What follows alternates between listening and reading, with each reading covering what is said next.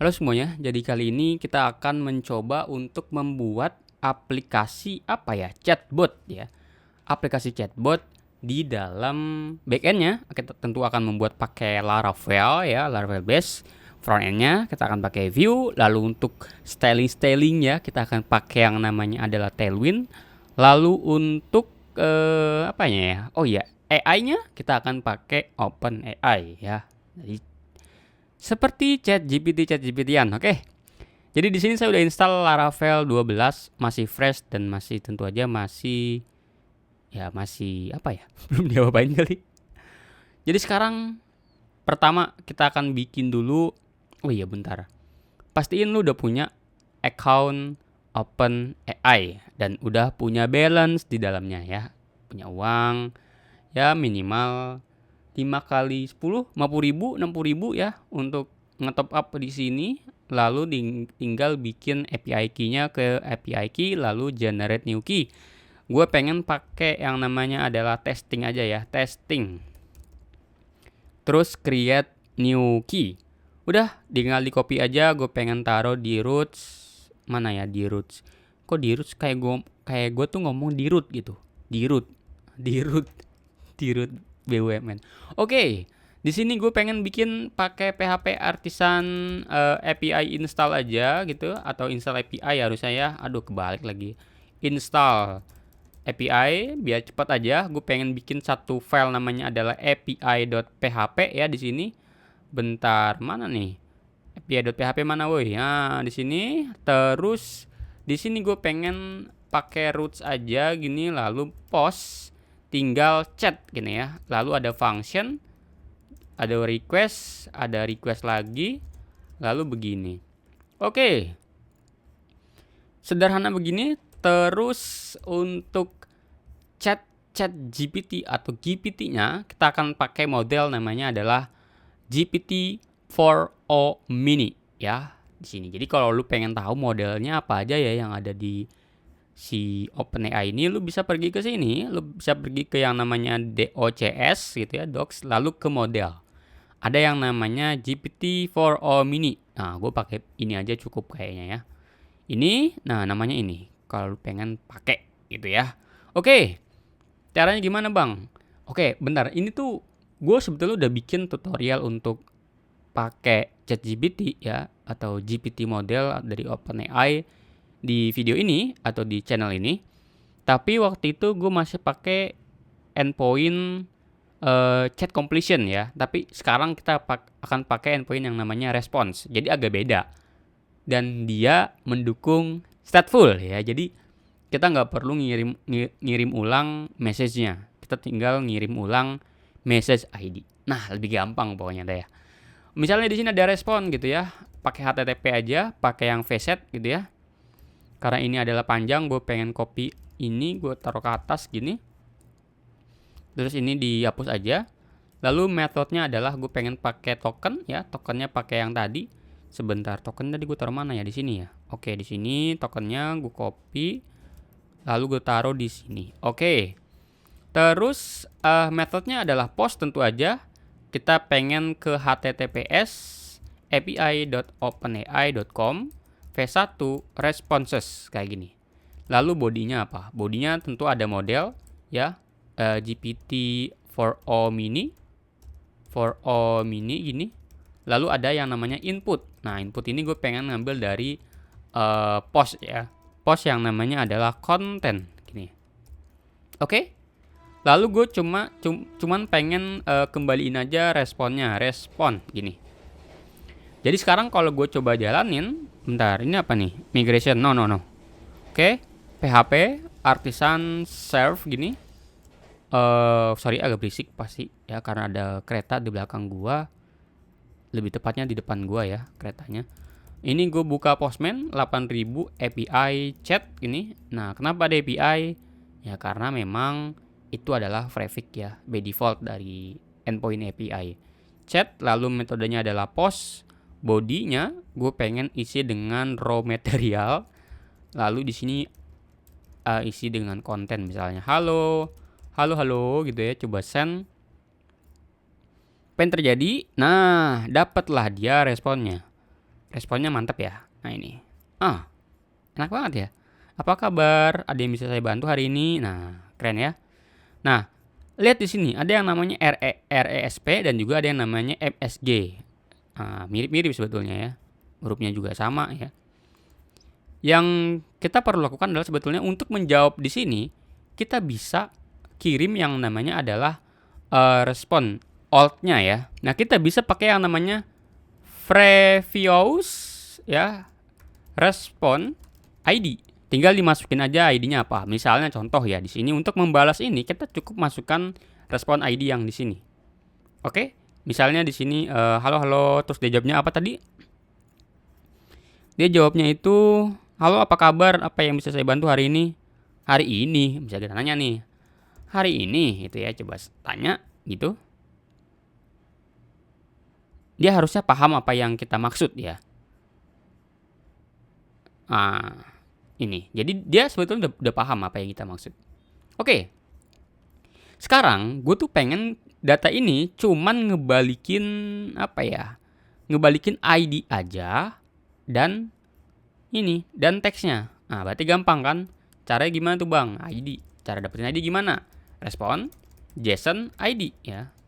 Gampang kan? ID ini ada di mana? ID ini adanya di sini ya. Jadi gampang, layer pertama. Cara dapetin konten gimana, Bang? Cara dapetin konten adalah JSON. Yang pertama kita ambil yang namanya output gitu ya, titik. Nah, nih, output ini titik. Lalu kita ambil yang pertama, caranya adalah first gini, titik lagi ya, ambil yang pertama. Lalu kita ambil yang namanya konten gitu ya, konten gitu, titik lagi karena dia adalah array, lalu teks. Ya, first dulu lalu teks gini ya. Oke, jadi sekarang kalau gue pengen ngebalikin datanya, tinggal ID ini dapatnya dari ID, lalu konten kita akan ambil dari konten gini. Oke, sekarang kita coba send. Nah, keren ya sekarang. Jadi nanti kalau kita pengen balas ya cukup kirim lagi ID-nya. Misalnya di sini gue pengen pakai request gitu, post juga ID. Nah ini. Jadi nanti tinggal gini aja, ID-nya apa gitu yang mau kita balas gitu. Lalu misalnya kita tanya kalau kamu gimana gitu ya. Coba send.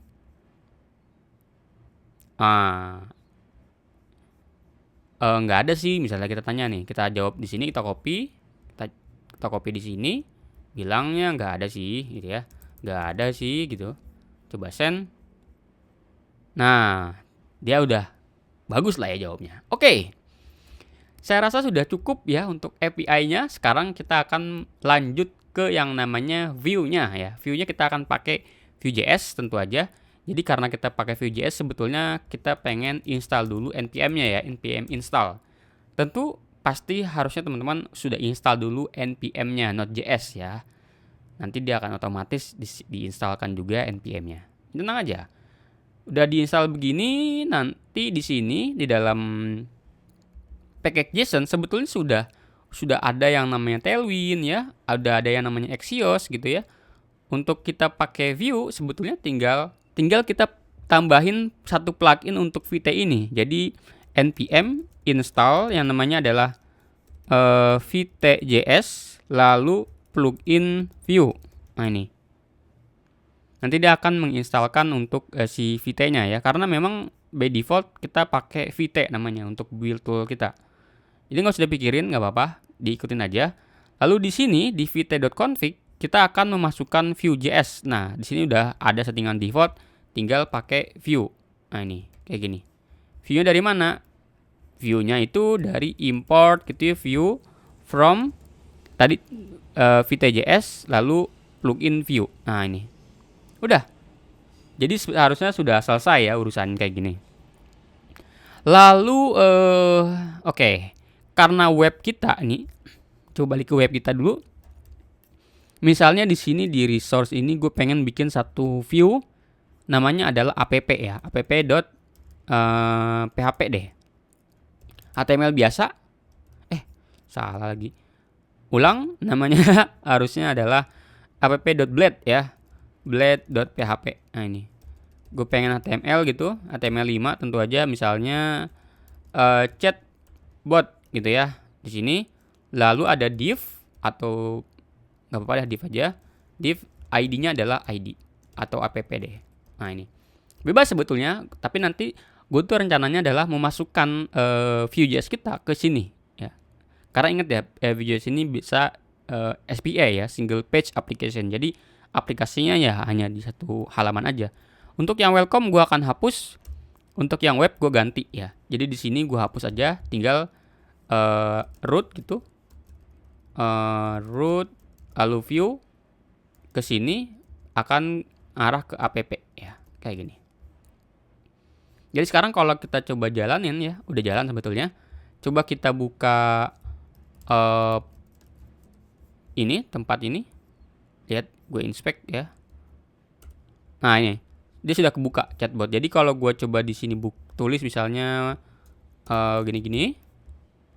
Nah, sudah ada. Oke, sip. Mantap. Nah, sekarang kita perlu memasukkan apa ya? Ntar di sini, JS. Jadi di sini di app JS ini kita perlu men-setup view kita ya. Supaya nanti ketika di-load oleh si halaman ini, Vue.js kita udah jalan. Jadi caranya adalah tinggal kita import aja, namanya adalah create app ya from Vue gitu ya. Jadi create app ini gimana? Create app ini berarti tinggal create app gini. Lalu ada yang namanya root komponen ya. Jadi root komponen itu adalah komponen yang paling luar ya, paling luar. Misalnya teman-teman punya satu kontainer yang di dalamnya itu ada box kecil. Nah, kontainer itu yang disebut sebagai root komponen. Bisa kita buat di sini. Misalnya ada yang namanya root komponen, namanya adalah app.view. Nah, ini boleh kayak gini. Template. Nah, gini misalnya halo gitu ya. Boleh. Jadi di sini kita import gitu app from app gini. Jadi di sini app aja. Lalu kita bilang mount-nya ya, mount-nya jadi ini setelah dibuat ini si satu kontainer ini kita pengen nempelin itu kemana ya? Kita pengen nempelin ke ID yang namanya adalah app ya. Ini di mana bang? Itu adalah yang di dalam app.blade. Nah ini, misalnya namanya adalah Joho, berarti di sini juga namanya adalah Joho gitu ya, Joho gitu. Jadi boleh bebas aja. Sekarang kalau kita refresh, kok nggak berubah bang? Ya memang nggak berubah. Kenapa? Karena kita harus meload app.js. Jadi di sini kita bisa pakai vt lalu resources js lalu app ya, app.js. Oke, coba kita refresh. Oke, coba kita jalanin dulu deh ini. Oh iya, belum jalanin. Coba npm run dev gitu ya. Oke, nah jalan. Nah, udah bisa. Jadi sekarang app ini diisi dengan app.view. Nah, keren ya. Ingat, oke, kita ngomongin basic view dulu. Nah, jadi view itu ada yang namanya adalah gini. Misalnya ada script setup gitu ya. Nah, kita punya satu model namanya adalah counter. Ini adalah tutorial paling basic ya. Counter misalnya. Jadi di sini ada yang namanya ref gitu from view ini. Nah, misalnya di sini ada yang namanya counter. Lihat di sini muncul yang namanya halo 0. Jadi kalau counternya 1, maka dia halo 1. Nah, terus kalau misalnya ada satu button untuk increase atau tambah gitu, terus kita ada yang namanya method klik. Ketika itu dia klik, kita bikin satu fungsi misalnya increase gitu atau const increase gitu. Kita bikin kayak gini, maka dia counternya misalnya value plus 1 gitu ya. Jadi ketika diklik maka dia increase plus 1. Nah, ini adalah basicnya. Nah, bentar. Value counter value, refnya salah. 0 berarti harusnya ya. Oke, lihat. Nah, nambah dia. Tanpa meload halaman ya. Halamannya karena memang cuma satu dia gitu. Itu adalah basic daripada view. Ada yang namanya function, ada juga yang namanya ini ya, stat atau di sini disebutnya model ya. Bebas. Oke, karena kita pakai Vue.js dan juga kita pengen pakai Tailwind, dan teman-teman harus tahu Tailwind sudah include by default di Laravel ya. Jadi nggak perlu pusing-pusing ini pakai package-nya yang mana. Nggak perlu, karena di Vite kalau lu lihat tadi di sini itu sudah ada, bro. Nah, lihat. Sudah ada bahkan Tailwind. Jadi sudah tinggal kita load aja di sini kan. Berarti di sini VT gini. Ada resources gini, CSS. Lalu yang namanya adalah app.css. Bentar ya. app.css. Coba kita lihat ke sini. Nah, sudah berubah. Kalau sudah berubah kayak gini ya memang sudah berubah berarti. Sudah terisi CSS. Oke. Mari kita mendesain halaman chatbot kita. Jadi di sini mungkin gua akan bikin gua hapus aja ya semuanya. Di sini gua hapus. Nggak apa yang atas deh, nggak perlu dihapus. Jadi di sini gue pengen bikin div karena ini adalah sebuah chat biasa. Gue pengen bikin dia tuh weight-nya itu max W-nya itu MD ya. Jadi dia tidak terlalu gede. Habis itu gue MX-nya auto biar dia ke tengah. Lalu gue juga pengen kasih dia bordernya gray 400 aja biar dia agak hitam. Lalu PX-nya gue pengen bikin 2. Lalu PY-nya gue bikin 2 juga. Lalu misalnya ada rounded XL. Ah ini. Supaya dia ada penengah gitu loh. Bentar nih, gue kecilin kali apa gue nggak usah ya. Nah lihat hasilnya ya. Dia di tengah terus. Nah lihat ya hasilnya. Oh keren ya. Bentar ini kayaknya terlalu nempel. Coba kita kasih H atau div ya. Gue kasih H12 aja deh. Biar dia nggak terlalu di atas. Oke. Nah sekarang mungkin di sini gue pengen bikin teks gitu yang namanya adalah tulisannya AI assistant gitu ya. Misalnya kayak gini. Oke. Bentar. Nah, muncul kayak gini. Lalu di sini gue pengen bikin yang pertama.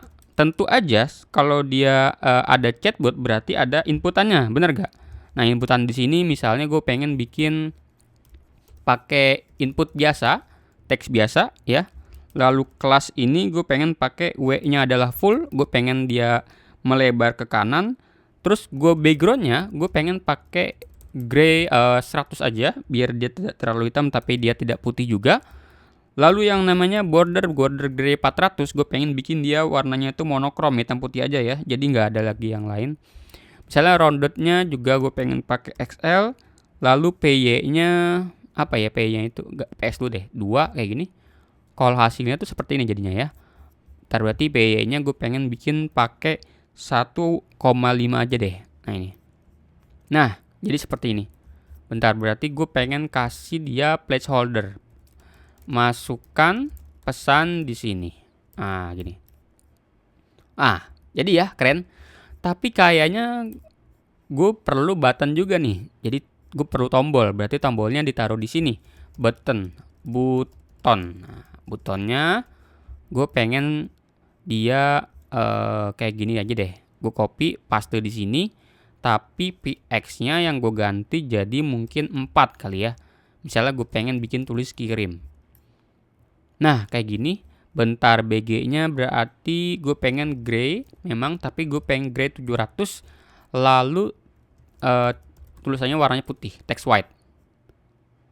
Nah keren ya. Bentar ini bordernya border transparan aja deh. Biar dia warnanya tuh nggak nyaru kayak tadi. Ah kayak gini. Sekarang gue pengen bikin dia flex ya. Lalu itemnya center. Nah, jadi dia pengennya di kanan. Nah kayak gini bentukannya. Oke, cukup menarik ya. Bikin kayak gini. Atau mungkin kalau misalnya mau disesuaikan lagi silahkan sesuaikan aja. Tapi yang jelas tulisannya kayak gini.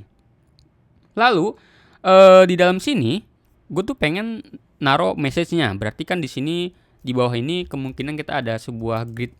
Gue tuh termasuk pecinta grid ya. Ntar grid calls 1 lalu gap-nya adalah 4. Artinya dia dalam satu grid itu ada spasi atau jarak 4 ya. 4 apa ya? Kita nggak tahu 4 apa. Yang jelas itu si Tailwind yang tahu. 4 itu berapa rem atau berapa pixel gitu ya. Jadi di sini gue pengen bikin flex aja item center gitu. Lalu ada div lagi. Jadi gue tuh pengen nanti item center, jangan item center deh. Berarti item center atau justify dah. Justify-nya n. Jadi gue tuh pengen ke kanan aja. Jadi di sini ada yang namanya adalah kelas lagi BG gray. Gue pengen bikin gray mungkin berapa ya? 50 kali kecilan lebih. Jadi dia tidak terlalu abu-abu. Lalu gray-nya tentu aja kita akan pakai gray 400 lagi. Lalu di sini misalnya ada apa ya? mungkin semacam penanda kali ya, di sini adalah user gitu. Misalnya gue pengen nanya, halo semuanya gitu. Nah, munculnya kayak gini berarti gue pengen pakai px-nya 2, py-nya mungkin berapa ya? 0,5 mungkin ya, roundednya berarti xl. Oke, keren ya. Jadi kayak gini kayaknya cukup deh. Jadi di bawahnya berarti harusnya ada answer juga. Bentar, ini kayaknya gue pengen turunin ke 4 deh. Biar ada bawahnya lagi. Oke, sip. Oke. Terus kalau jawabannya nanti si jawaban dari OpenAI-nya berarti gini aja deh. Jawaban dari OpenAI gue pengen kayak begini aja. BG-nya nggak perlu ada, bordernya nggak perlu ada juga kayaknya deh. Terus ini juga nggak ada. Kayak gini aja deh kayaknya. Assistance gini. Nah, kayaknya kayak gini aja deh. Jadi dia jelas gitu. Kita nanya apa, jawabannya apa gitu. Lalu nanya lagi. Oke, menarik nih. Nah sekarang gue pengen bikin misalnya satu model namanya adalah messages gitu. Dan dia adalah sebuah array gitu. Array gini. Dan dia sebuah objek, ada yang namanya konten juga. Misalnya kontennya adalah halo gitu. Lalu ada yang namanya side, ya sisinya. Dia tuh adalah user atau dia itu asisten. Misalnya dia asisten. Ada juga misalnya assistance. Berarti kalau begini, kita perlu looping kan, bener gak? Jadi kalau caranya adalah looping, berarti kita bisa pakai yang namanya template. Kenapa kita pakai template? Karena looping ini tidak terjadi pada komponen, tapi terjadi pada hal di luar komponen. Apa itu maksudnya? Ya gue juga gak ngerti. Tapi yang jelas, kalau kita looping di sini, otomatis semuanya dapat kayak gini, ya kan? Gue tuh pengen ada if else di sini kan, di antara keduanya. Jadi kalau misalnya, gue pengen bikin looping gitu ya, msg in message gitu. Kalau dia user, if msg site-nya adalah user, begini. Kalau dia selain user, begini. Jadi nanti di sini gue ambil dari msg content. Nah ini, lalu gue copy, gue paste di sini. Hasilnya gimana? Hasilnya seperti ini, ya. Jadi dia akan menyesuaikan dengan yang ada di message-nya. Udah keren deh. Jadi kalau misalnya contoh gue bikin misalnya di sini gue pengen bikin satu function namanya adalah send message gini. Ada sebuah async gitu karena kita nanti pakai HTTP tentu aja. Lalu kita juga perlu nyimpen ID yang terakhir ya. ID yang terakhir berarti gue pengen bikin di sini misalnya cons gitu ya. Data form gitu ya. Mungkin data form gini aja, lalu gini ref data formnya berarti ada apa aja? Ada ID ya berarti ya. Ada ID tentu aja. Lalu juga ada yang namanya konten. Nah, konten gini. Nah, berarti di sini tinggal kita pikirkan caranya. Jadi ada try, ada catch. Kenapa gue ada try catch? Karena gue pengen bikin console log juga ya kalau ada error. Oke. Misalnya ketika kita send message, gue tuh pengen message-nya ini ya push gitu. Message value.push. Gue pengen dia ambil dari yang namanya adalah site-nya, tentu dari user. Lalu kontennya kita ambil dari data form.value.content. Nah, jadi ini akan muncul ketika diklik. Jadi ini diklik. Value-nya dari mana? Value-nya dari sini. Jadi vModel ya, vModel data form.content. Jadi setiap inputan yang ada di sini, value-nya akan ditampung di dalam data form content. Bang, kenapa ada yang pakai value, kenapa enggak? Karena kalau dia di dalam konten, dia nggak perlu, maksudnya di dalam template, dia nggak ada value. Tapi di dalam JavaScript setup, dia perlu ngisi tulisnya value, kayak gitu. Oke, kita bilang misalnya halo semuanya. Kalau kita coba kirim, dia masuk ke sini, gini. Nah, masuk sini. Gini lagi, masuk sini. Nah, udah keren gitu. Oke. Sekarang mari kita coba eksperimennya. ID-nya kayaknya 0 aja deh. Nah, ini. Jadi di sini ada sebuah respon gitu yang ke Axios. Ya, Axios. Jadi di sini. Nah, ini. Mana Axios? Gak ada. Klik titik post karena dia adalah post ya. Post ke API ya, API chat. Lalu pakai message atau tadi apa, data form dot value. Udah selesai. Jangan lupa ini pakai await karena dia adalah asing. Oke. Jadi ketika kita dapat responnya, kita coba console log.